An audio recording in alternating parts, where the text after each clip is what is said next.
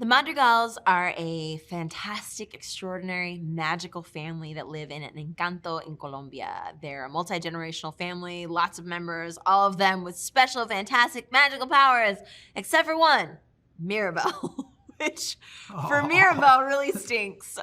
It can be very difficult to feel special in a family where you look around and everyone has a special gift. And so that sort of is Mirabel's big journey, is whether or not she is kind of value if she's not a magical person. I play Bruno, and he's the uncle of the family, and he's been cast aside because his magical power was telling the future.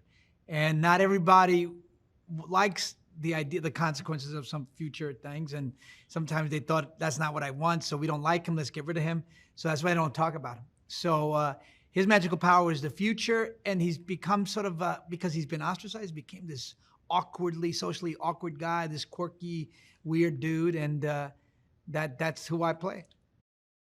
All of the Madrigals have magical gifts, and they're sort of metaphors, really, for how we ourselves can function in our own families. So, for example, Luisa, who's Mirabel's oldest sister, she's really tough and strong. She's got it. She can handle everything. You know, not unlike a lot of older siblings are sort of the ones that are handling everything. Or, for example, Pepa, who is Mirabel's aunt. Aunt Pepa she's got a lot of emotions, and because of all her emotions, it can affect the weather around her. So it can be a sunny day, and then suddenly there can be a hurricane.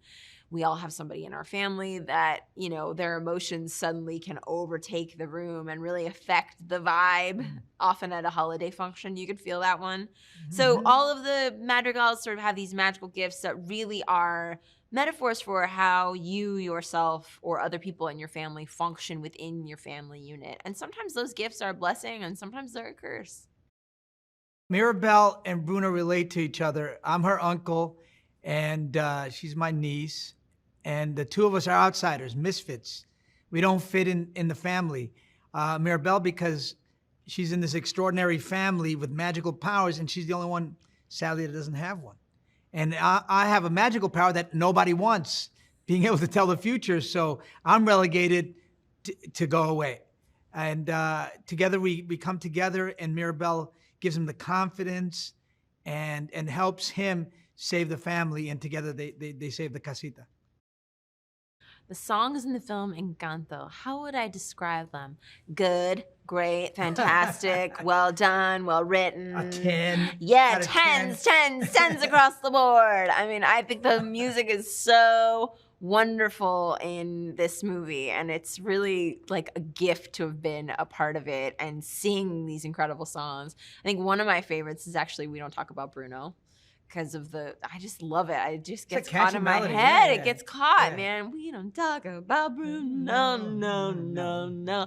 It just gets in there. And that, I think, is also, you know, what Lin can do so very well, is he can write these hooks that just like, it's like little hooks that just get in there and they don't leave. I love them.